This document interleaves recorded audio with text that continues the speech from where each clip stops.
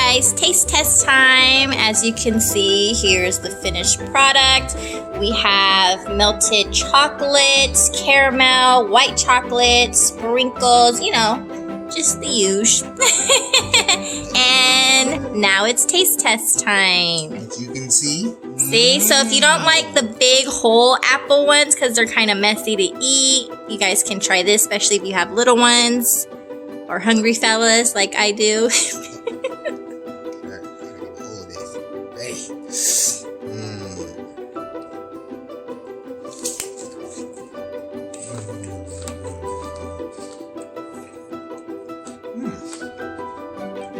It's like the Halloween party in my mouth.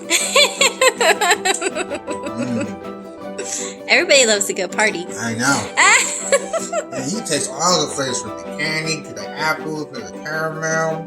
It's delicious. All right, so it's a success. Oh yeah. All right, so what do you rate it? I give it a solid 10.